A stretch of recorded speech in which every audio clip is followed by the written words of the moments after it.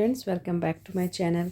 आज हम फिर से एक और पेपर डिस्कस करेंगे जिसका नाम है BEGLA 135। ओके, ये हमारा पेपर होने वाला है। BA जनरल के बच्चों का पेपर है। ये vocational studies, micro, small and medium enterprises. Okay, so ये जो पेपर तुम्हारे सामने, ये टर्म एंड एग्जामिनेशन 2023 का है। ठीक है, तो इसी पेपर का जो पैटर्न होने वाला है वो ही सेम पैटर्न जो आपके जून 2024 में आया था वो भी सेम था, और जो अभी दिसंबर में अभी जो आपका कल पेपर होने वाला है उसका भी पैटर्न जो है वो सेम ही रहने वाला है। तो जो जिस तरह क्वेश्चन होंगे, क्या ग्रामर होने वाली है, किस तरह की क्वेश्चंस इसमें पैटर्न बनेगा, वो सारी चीज़ें आज इस पेपर में हम डिस्कस करने वाले हैं। लेकिन इसके साथ साथ एक चीज़ का ध्यान रखना कि ये जो पेपर है इसमें जो ग्रामर है ये एक बेसिकली आप कह सकते हो कि ग्रामर बेस्ड ये क्वेश्चन पेपर है, एग्ज़ाम है। तो आपका जो आधा पेपर होने वाला है ना वो ग्रामर पे होने वाला है। तो मैं ये आपको सजेस्ट करूँगी कि आप ग्रामर की तैयारी अच्छे से करके जाना, क्योंकि ग्रामर एक ऐसा पार्ट होता है एग्ज़ाम का जो आप जो सही लिखोगे उसी के आंसर मिलेंगे आपको। क्योंकि वो अब इसमें क्या क्या चीज़ें आती हैं, इसमें मॉडल्स आएंगे आपके, ठीक है, प्रीपोजिशंस आती हैं और आर्टिकल्स आएंगे। आर्टिकल्स आ जाते हैं, वर्ब्स की फॉर्म पूछी जाती है, कई बार वॉइसेस पूछ लिए जाते हैं। तो ये कुछ चीज़ें हैं, और लेटर राइटिंग हो गया, ये भी आ जाता है आपके पेपर में। ठीक है, और हाँ, बस यही मेन यही सारी चीज़ें पूछी जाती हैं आपसे एग्ज़ाम में। तो अगर आप ग्रामर अच्छे से करके जाओगे ना, तो ग्रामर के अलावा अगर मान लीजिए आपका हाफ पेपर अगर इतना बढ़िया नहीं हो पाता है तो ग्रामर के बेस पे भी आप मिनिमम पासिंग मार्क से भी अच्छे ले आओगे। तो इस चीज़ का ध्यान रखना, ठीक है।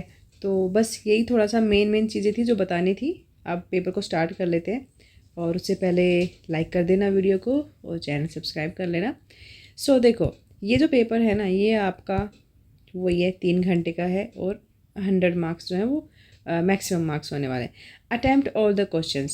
सो इस पेपर का जो पैटर्न होता है ना, वो सबसे पहला जो क्वेश्चन होता है वो होता है, एक आपका अनसीन पैसेज आता है, read the following passage and answer the questions below. So ये जो पैराग्राफ है इसको आप ध्यान से पढ़ना, 2 से 3 बार अच्छे से पढ़ना, और इसी में आपके सारे क्वेश्चंस के आंसर छुपे होंगे, आपको कहीं और से ढूंढने की ज़रूरत नहीं है। सो बेटर यही रहेगा कि इसको पढ़ लेना एक बार अच्छे से। एक बार मत पढ़ना, 2 3 4 जितना बार हो सके आप पढ़ना। उसके बाद ही ये जो कई बार क्या होता है कि जब हम किसी भी पैराग्राफ को जितनी बार पढ़ते हैं हम उतनी ही बार उसका एक अलग मीनिंग निकल के हमारे सामने आता है। तो उसी के बेस पर क्या होता है कि हमारे जो आंसर हम जब लिखते हैं ना तो वो ज़्यादा क्लियर होते हैं हमें। सो जैसे कि इसमें लिखा हुआ आंसर द फॉलोइंग क्वेश्चंस। अब आपने जो पैराग्राफ अच्छे से पढ़ा होगा तो आप इनके आंसर्स जो है ना वो करेक्टली और इन अ गुड फॉर्म आप दे पाओगे।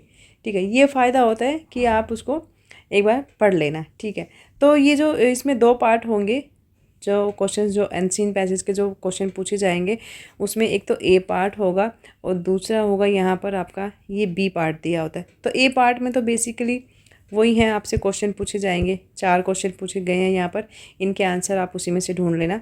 दूसरा जो क्वेश्चन आता है ना, सेकेंड पार्ट जो बी है, इसमें क्या होता है, give the synonyms of the following words.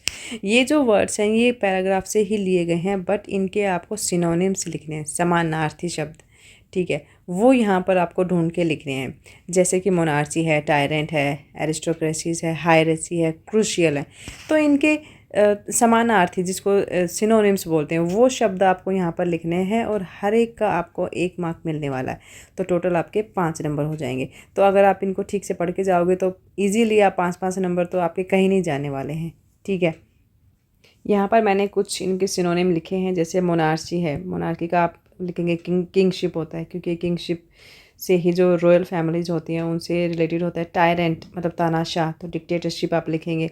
एरिस्टोक्रेसीज होता है, ये एरिस्टोक्रेसीज कोई जिस तरह से एक अपर क्लास हो गई या फिर एलीट वर्ग हो गया उसके लिए, रॉयल फैमिलीज हो गया, या फिर एक रैंकिंग होती है एक तरह की, तो उसके लिए बोल सकते हैं। हर ऐसी आप सोशल ऑर्डर बोलेंगे या रैंकिंग बोल देंगे। ठीक है, और क्रूशियल का होगा क्रिटिकल या फिर डिसेसिव। तो इस तरह से ना आपको ये 5 इनके सिनोनिम्स लिखने हैं। कई बार क्या होता है कि एंटोनिम्स भी आ जाते हैं, इसके बारे में पूछ लिया जाता है, पर वो बहुत कम होता है। बेसिकली सिनोनिम्स ही पूछे जाते हैं। ठीक है, नेक्स्ट क्वेश्चन देख लेते हैं। नेक्स्ट आपका जो यहाँ पर पूछा जा रहा है सी पार्ट में, इसमें है कि write a brief paragraph on democracy and Greek civilisation. ठीक है, टाइमिंग दिया हुआ है 600 BC to 300 BC।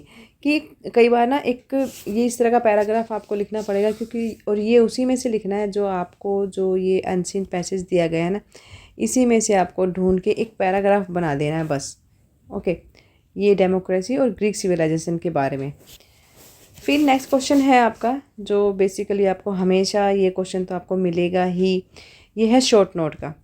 Right a short note on any two of the following in about 3 to 350 words each, 300 I mean. So ये आपको दो short note लिखने हैं किसी दो पर। Online education, life during the pandemic, importance of education examination, helping the elderly, और you may say I am a dreamer but I'm not the only one. How do you think the dream of a better world may be realized? मतलब ये कहने का कि इस यहाँ पर कुछ आपको पैराग्राफ ये कुछ हेडिंग्स दिए हुए हैं, इन पर आपको किसी दो पर जो है शॉर्ट नोट लिखना है। ऑनलाइन एजुकेशन के बारे में आप लिख सकते हैं। आप जैसे वीडियो देख रहे हो आप लोग, ऑनलाइन एजुकेशन ही है ये, उसके क्या फ़ायदे हैं, आप कैसे कर सकते हो, जैसे वो फॉर्मल इनफॉर्मल एजुकेशन के बारे में बता सकते हो आप इसमें। और ऑनलाइन एजुकेशन का आप बता सकते हो कि सम पीपल या सम स्टूडेंट्स काइंड ऑफ जो रेगुलर नहीं पढ़ सकते हैं, या फिर जो हाउस वाइफ हो गई, या जो वर्किंग पीपल होते हैं, ठीक है, वो ऑफलाइन क्लासेस नहीं ले सकते हैं, बट ऑनलाइन क्लासेस लेके वो अपनी प्रमोशन कर सकते हैं, अपनी नॉलेज गेन कर सकते हैं, अपनी फर्दर स्टडीज़ कर सकते हैं। तो इस तरह से आप इसको पॉइंट बना के इसको अच्छे से लिख सकते हैं। Life during the pandemic, pandemic क्या था, आपको जैसे कोरोना आया था, तो कोरोना में लाइफ कैसी हो गई थी, क्या क्या लोगों को झेलना पड़ा था, क्या क्या प्रॉब्लम्स आई थी, खाने की, मेडिकल की, और जो जितने भी जो ऑक्सीजन सिलेंडर्स थे वो, और किस तरह से लोगों ने मतलब लाइफ के साथ मतलब जूझा था हर किसी ने। तो वो सारी चीज़ें ये तो आप इजीली बता सकते हो, क्योंकि ये तो सभी ने फेस किया था।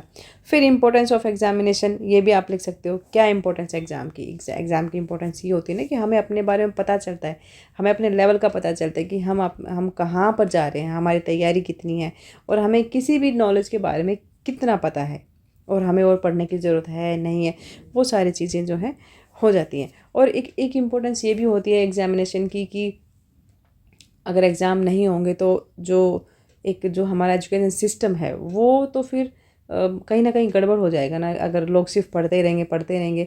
एग्ज़ाम जो है वो हमें अपने बारे में जानने का मौका देता है कि हम कहाँ स्टैंड करते हैं, ठीक है। तो आप इसके बारे में इस तरह से लिख सकते हैं। हेल्पिंग द एल्डर की हेल्प करनी चाहिए, ये तो बताने की बात ही नहीं है। तो इसमें से आपको कोई दो करने हैं जो जिसमें आप अच्छे से लिख सकते हो ना। पहले इनको ना हिंदी में सोचना कि मैं उनके लिए बोल रही हूँ जिन बच्चों की अगर इंग्लिश वीक है बट उनको इंग्लिश में पेपर भी देना है, तो इन टॉपिक्स को ना पहले हिंदी में सोचना, उनके पॉइंट्स बनाना, फिर उनको इंग्लिश में आप इजीली लिख पाओगे, ठीक है। तो ये एक क्वेश्चन हो गया आपका सेकंड वाला।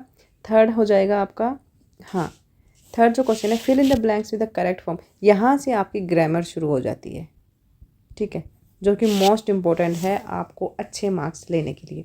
सो fill in the blanks with the correct form of verbs. देखो मैंने बताया था आपको वर्ब की फॉर्म आएंगी in the given in the boxes, तो इनको कर लेते हैं पहले। सो ये आपका जो है ना, यहाँ पे आप पढ़ लीजिएगा कि fill in the blanks with the correct form of the verb given in the boxes. हमें वर्ब की फॉर्म भरनी है, बट इसके नीचे आप देखेंगे तो यहाँ पर ना आपको ऑप्शंस दिए हुए हैं, इनमें से आपको करेक्ट वर्ब छांट के वहाँ पर भरनी है, ठीक है। अब जैसे हम पहला क्वेश्चन ले लेते हैं। यहाँ पे ऑप्शंस दिए हुए हैं ऑलरेडी, ठीक है, तो आपको सोचने की ज़रूरत नहीं है, बस यहीं से उठाने हैं और फिल कर देने हैं। ओके, सो फर्स्ट देख लेते हैं हम। The student body of our university dash from diverse cultural backgrounds, कि जो हमारी यूनिवर्सिटी है उसमें जो स्टूडेंट बॉडी है वो अलग अलग डाइवर्स मतलब डिफरेंट कल्चरल बैकग्राउंड से आते हैं। सो आते हैं तो फिर यहाँ पे आपको सीधा सीधा मिल जाएगा आपको ऑप्शन कम, ठीक है। तो यहाँ पर हम जो ऑप्शन आएगा हमारा वो होगा come. See the student body of our university come from diverse cultural backgrounds, different जो कल्चरल बैकग्राउंड से बच्चे आते हैं, ठीक है। सेकंड ऑप्शन देख लेते हैं हम। सेकंड आपका Rahul and Rita dash go to the gym every day. अब यहाँ पे देखो क्या आएगा, यहाँ पे इज़ नहीं आएगा, स्टे नहीं आएगा, आर नहीं आएगा, गो आएगा। गो क्यों आएगा? क्योंकि ये प्रेजेंट टेंस में बन रहा है। Rahul and Rita go to the gym every day, वो हर दिन जो है वो जिम जाते हैं। थर्ड है loads of students here to study from outside the state. मतलब यहाँ पर बहुत सारे स्टूडेंट हैं जो यहाँ पर पढ़ते हैं अलग अलग स्टेट से आके। ठीक है, कम नहीं हो सकता, हम ऑलरेडी इसमें फिल कर चुके हैं, तो स्टे। ठीक है, यहाँ पर स्टे करते हैं और पढ़ते हैं। Lots of students stay here, यहाँ पर रुकते हैं to study from outside the states. Okay, fourth है a number of girls absent. Girls है, वैसे ही प्लूरल है, तो यहाँ पर हमारे बच्चे कितने हैं? एक ये बचा है, एक ये बचा है, तो प्लूरल्स है तो ऑलरेडी हमारा आर आ जाएगा। The number of girls are absent. Last है Ajay and I is home. जो इज़ है ना, ये फर्स्ट पर्सन के अकॉर्डिंग चेंज होगा। ठीक है, तो ये हमारा वर्ब्स का जो सेक्शन है वो कंप्लीट हो जाता है। इसके बाद जो है, जो नेक्स्ट आपका सेशन होने वाला है वो है करेक्ट प्रीपोजिशन। ठीक है, ये तो आप प्रीपोजिशन तो आप करके ही जाना है, इसको तो बिल्कुल मत छोड़ना है। ये प्रीपोजिशन तो हमेशा ही आते हैं, और इसमें देखो आपको सीधे सीधे 5 नंबर मिल रहे हैं, तो अगर आप ठीक से पढ़ के जाओगे, थोड़ा सा टाइम लगा लेना ग्रामर पे। बाकी का पेपर आप लोग अनसीन पैसेज हो गया, शॉर्ट नोट लिखना, वो आप अपने दिमाग से लिख लोगे। लेकिन ग्रामर जो है ना, ग्रामर क्या है कि एक पर्टिकुलर एक it's a bunch of rules and regulations, आप उसके बाहर जाके उनका आंसर नहीं दे सकते हैं। ठीक है, तो जो आपसे पूछा जाएगा आपको सिर्फ उतना ही लिखना है, तो उसी के आपको मार्क्स मिलेंगे। ओके, अगर कहीं पर भी अगर आप 5 में से अगर मान लीजिए आपके 3 भी गलत हो गए, तो 2 नंबर लेके आप क्या कर लेंगे? क्या फ़र्क पड़ जाएगा? कोई आपके परसेंटेज में इतना बड़ा इजाफा नहीं होने वाला है। सो इनको अच्छे से करके जाना। ठीक है, तो इसको देख लेते हैं। Fill in the blanks with the correct preposition हमें भरने हैं यहाँ पर, बट यहाँ पे ना आपको ऑप्शन नहीं मिले। ठीक है, प्रपोजिशन आपको खुद ही सोचने पड़ेंगे क्या कहाँ पर क्या आने वाला है। सो ही केम डैश 5 o'clock। ठीक है, ये हमारा फर्स्ट क्वेश्चन है। तो सबसे पहले मैं आपको थोड़ा सा प्रीपोजिशन के बारे में बता देती हूँ कि प्रीपोजिशंस होते क्या हैं। देखो, एक तो है ना, ये 2 वर्ड से मिलके बना होता है। एक तो प्री से, और एक होता है पोजीशन से मिलके बना होता है। तो इनका मतलब होता है कि इट्स अ वर्ड और it's a group of words that is used to show the relationship between noun, pronoun, ठीक है, और अदर वर्ड्स, या फिर आप इसमें फ्रेजेस भी लिख सकते हैं। ठीक है, तो वो वर्ड्स जो नाउन, प्रोनाउन और फ्रेजेस से इनके बीच एक रिलेशन शो करने के लिए ये सारे जो वर्ड्स जो हैं ये यूज़ किए जाते हैं।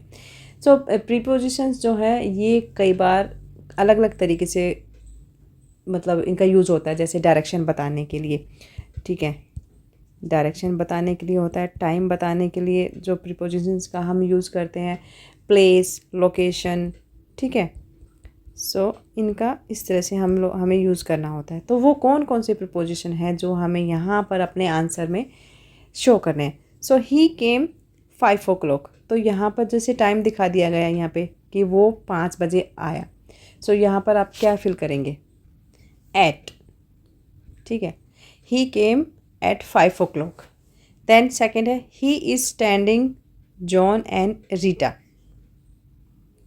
तो देखो यहाँ पे जो सेंटेंस आने वाला ना वो है he is standing among, no sorry, between.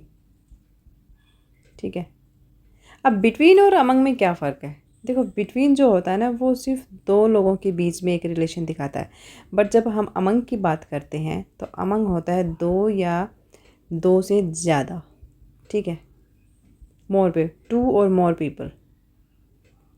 जैसे फॉर एग्जांपल मैं आपको यहाँ पे बताऊँ, जैसे a teacher distributed books among the students. ठीक है, तो वहाँ पर अमंग आएगा, वहाँ बिटवीन नहीं आएगा। बिटवीन आएगा सिर्फ 2 लोगों के साथ जब रिलेशन दिखाया जाता है। तो ही is standing between John and Rita, कि वो जॉन एंड रीटा के बीच में खड़ा था। ओके, थर्ड है they stood firm there nights. या हम थर्ड वाला कर रहे थे, दे स्टूड फर्म। ठीक है, देयर नाइट्स मतलब वो अपन जो जो रात के बारे में यहाँ पर बात हो रही है कि वो फर्मली खड़े रहे। कब खड़े रहे? ड्यूरिंग, ठीक है, ड्यूरिंग देयर नाइट्स, नाइट के टाइम पर। फोर्थ है शी इज़ एक्साइटेड। किस लिए एक्साइटेड है? हर ट्रिप टू पेरिस, अपनी पेरिस की ट्रिप के लिए। तो शी इज़ एक्साइटेड अबाउट, ठीक है, about her trip to Paris. Fifth है she is married a dentist. यहाँ पे टू आएगा, विद नहीं आएगा, विद मत लगा देना, ठीक है, विद नहीं आएगा। She is married to a dentist, dentist से उसकी शादी हुई है या उसने डेंटिस्ट से शादी करी है, ठीक है। तो ये हमारे प्रीपोजिशंस हो जाते हैं इस तरह से। और प्रीपोजिशन को अच्छे से करके जाना, क्योंकि अच्छे खासे नंबर आपके 5 नंबर कहीं नहीं जाने वाले अगर ठीक ठीक आप कर दोगे तो। ओके, सो नेक्स्ट जो हमारा कॉलम होने वाला है वो है आर्टिकल्स का, ठीक है। यहाँ पर आपको आर्टिकल्स फिल करने, ये भी 5 नंबर के हैं। सो आर्टिकल्स आपको पता है क्या होते हैं, ए, ठीक है, एन और द, ये 3 आर्टिकल्स होते हैं हमारे। इन्हीं में से आपको यहाँ पर फिल करने हैं। फर्स्ट देख लेते हैं, she was determined to join university, the, ठीक है। दी क्यों आएगा? क्योंकि यहाँ पर जो ए और एन है वो आपको पता होगा कि ये दोनों आर्टिकल्स आते हैं जब वर्ड्स लिखे होते हैं ए, ई, आई, ओ, यू, ये होते हैं वोवल्स, ठीक है। जब इन वोवल से पहले हम ए और एन का यूज़ करते हैं। लेकिन यहाँ पर जो है, अब तुम जैसे ये सोच सकते हो कि यहाँ पर यू आया हुआ है और यू एक वोवल है, बट यहाँ पे जो यूनिवर्सिटी है ना, ये यहाँ पे है तो और वोवल, बट जो साउंड है, ठीक है, साउंड भी यू की आ रही है। लेकिन यहाँ पर आप ऐसे नहीं बोल सकते ना कि आप she was determined to join a university या जॉइन एन यूनिवर्सिटी।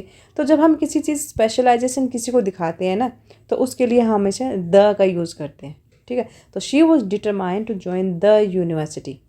ओके, यहाँ पे हो गया ये। नेक्स्ट है हमारा, Armstrong was first man to walk on moon.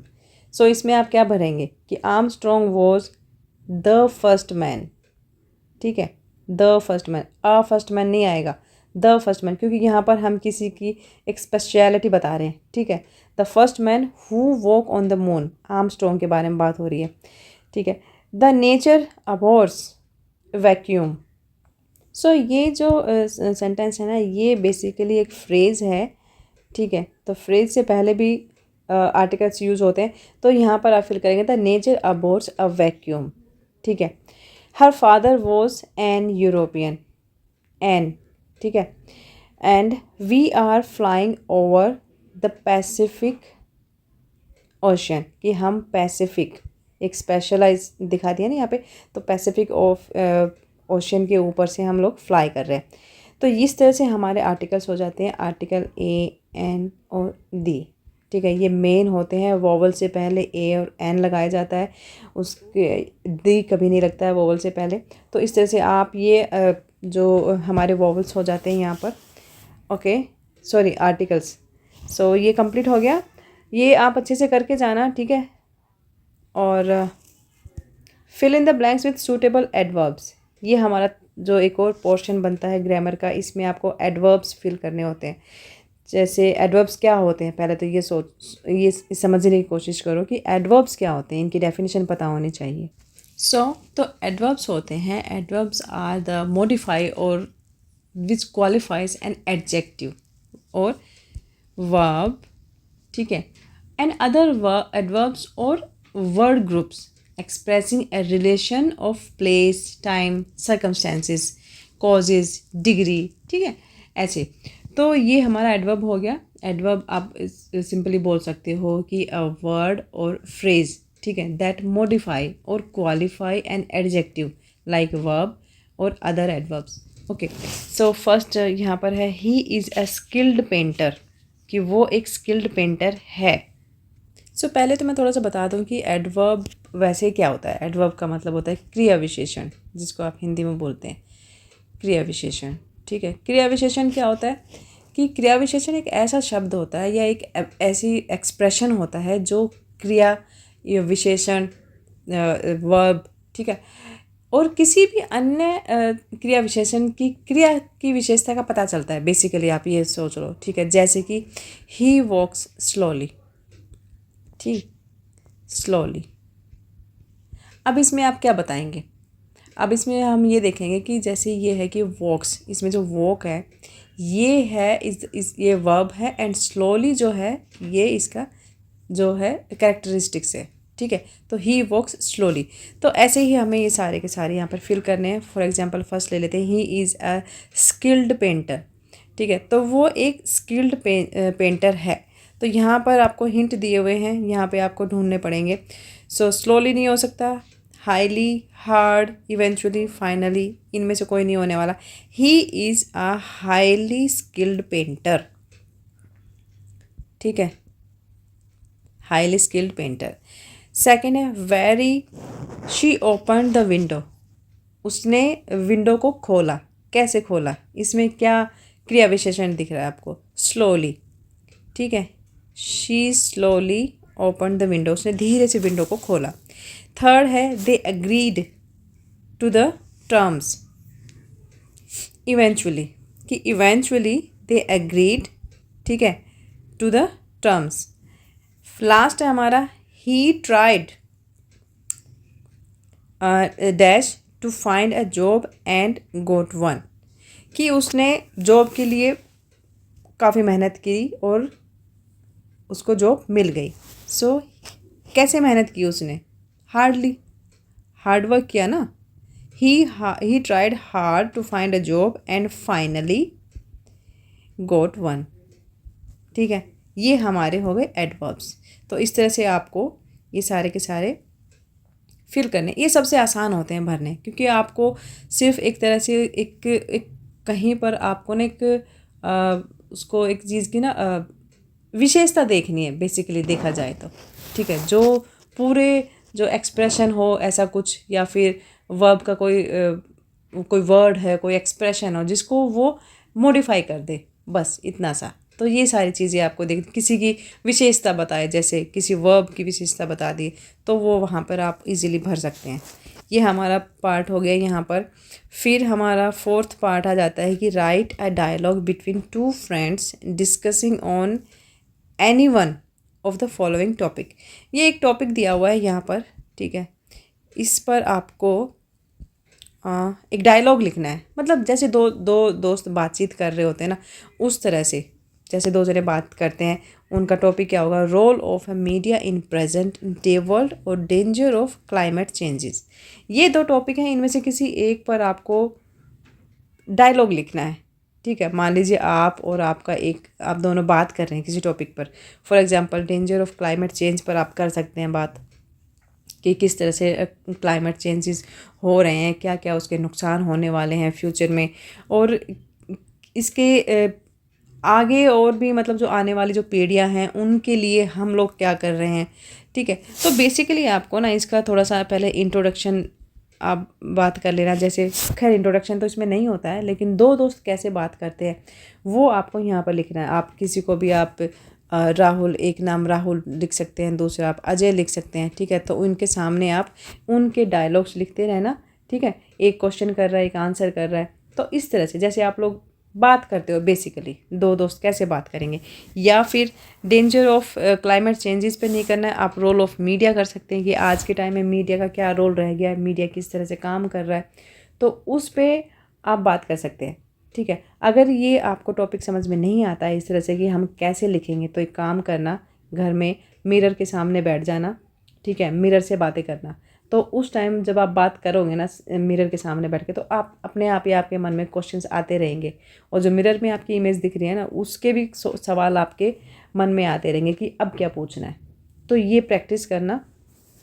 और अगर फ्रेंड है आपके, अच्छे फ्रेंड सबके होते हैं फ्रेंड, तो फिर कोई बात ही नहीं है। तो ये भी इम्पोर्टेंट टॉपिक है, और ये 15 नंबर का क्वेश्चन है आपका। तो ये अब तो तुम्हारे हाथ में क्या करना है, ठीक है। तो ये क्लाइमेट चेंज आ गया, इस पे ना कोई भी टॉपिक आ सकता है, ज़रूरी नहीं है कि ये दो ही आएंगे, इस पर कुछ भी आ सकता है। नेचर के ऊपर आ सकता है, ठीक है, या फिर कोरोना के ऊपर आ सकता है, पेंडेमिक्स पे आ सकता है, कुछ भी आ जाएगा। तो आपको अप टू द डेट रहना है, ठीक है। और बस ये क्वेश्चन करके आना है, छोड़ना नहीं है। जितना भी आता है ना आप लिख के ज़रूर आना है इसमें, चाहे 5 लाइन, 10 लाइन, 7 लाइन, जो भी आती है वो लिख के ज़रूर आना, ठीक है। नेक्स्ट हमारा है राइट 7 और 8 diary entries for the day something significant happened in your life. So ये जो क्वेश्चन है ना, इसमें आपको आंसर इस तरह से लिखना है जैसे डायरी एंट्री बोलते हैं, ठीक है, डायरी एंट्री डे 1 करके, डे 1, ठीक है। फिर आपका आंसर स्टार्ट हो जाएगा।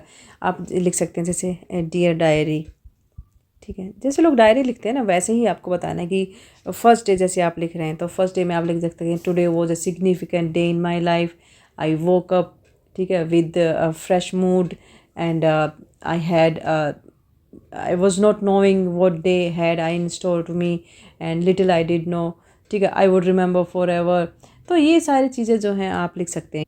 फिर जैसे कि आप मान लो फर्स्ट डे लिख रहे हैं, फर्स्ट टाइम अगर आप एक डायरी लिख रहे हैं तो आप उसमें थोड़ा सा ये भी लिख देना कि as I right this I can't help but feel a mixture of excitement और nervous, something big is about to happen and I can't wait to find out what it is, ठीक है। फिर डायरी डे 2 आप लिख सकते हैं, ठीक है, उसमें लिखेंगे फिर से वही डियर डायरी।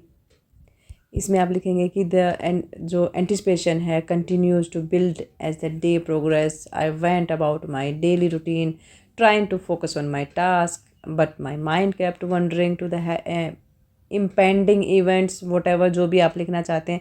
ज़रूरी है कि बहुत भारी इंग्लिश में ही लिखें, आप अपने छोटे छोटे वर्ड्स में भी आप जो है वो अपने सेंटेंस लिख सकते हैं। फिर डायरी एंट्री नंबर 3 में लिख देना कि दैट फाइनली जो भी आप एक काम कर सकते हैं, आप ना कोई एक पॉइंट ले सकते हैं, कोई भी पॉइंट, जैसे कि आपको कुछ बनना है, आप पढ़ लिख कर जो भी बनना चाहते हैं, टीचर बनना चाहते हैं मान लीजिए, ठीक है, तो टीचर बनने के लिए आप छोटे छोटे पॉइंट वहाँ पे लिख सकते हैं। डे 1 में लिख देना कि मैंने इस कोर्स में जो है एडमिशन ले लिया है और मैं पढ़ाई शुरू कर दी है, एग्ज़ाम देने स्टार्ट कर दिए हैं, और मतलब एक फ्यूचर प्लानिंग बतानी है आपने थोड़ा थोड़ा, ठीक है, कि इम्पोर्टेंट डेज टुडे, जिस दिन आपका एग्ज़ाम होने वाला है, कि आप उसमें लिख सकते हो the importance of days happening is still becoming clear, it seems like a pivot moment in my life, ठीक है। फिर 4th पॉइंट में आप लिख दीजिएगा कि I find myself mentally living today events in the quiet moment, fall asleep, I want to climb और I want to go beyond in my life, ठीक है। इस तरह से आप सारी की सारी एंट्रीज कर देना। बेसिकली आपको कोई भी अपने जो सिग्निफिकेंट कुछ आपकी लाइफ में हुआ है ना, उसके बारे में आपको बताना है। वो कुछ भी हो सकता है, शादी हो सकती है या कोई प्रमोशन हो सकती है या फिर आपको कोई जॉब मिल सकती है या आपने कोई एनजीओ ज्वाइन कर लिया है, आपने कुछ भी किया है, तो वो एक जो सिग्निफिकेंटली आपकी लाइफ में कुछ हुआ है ना, उसके बारे में आपको 7 to 8 डायरीज लिखनी है, एंट्रीज लिखनी है, ठीक है। और हर एंट्री में आप 3 से 4 या मैक्सिमम 5 लाइन लिख सकते हैं। ज़्यादा लिख सकते हैं तो बहुत अच्छी बात है, लेकिन अगर नहीं हो पाता है तो आप इस तरह से आप अपना इस क्वेश्चन को कंप्लीट कर सकते हैं, ठीक है। तो बेसिकली ये जो चीज़ें हैं ना, ये इस तरह के क्वेश्चंस जो हैं, ये आपकी एक जो मेंटल एबिलिटी है या फिर आपका जो एक होता है कि क्विकनेस, कि आप किस तरह से जो प्रेजेंट में आप अपने आप को एक तरह से एक्सप्रेस करते हैं, वो चीज़ें जानने के लिए इस तरह के क्वेश्चंस जो हैं वो फ्रेम करने होते हैं, एग्जामिनर करते हैं, आई मीन। तो ठीक है, ये था आज का पेपर और मिलते हैं नेक्स्ट पेपर में। Best of luck and bye bye.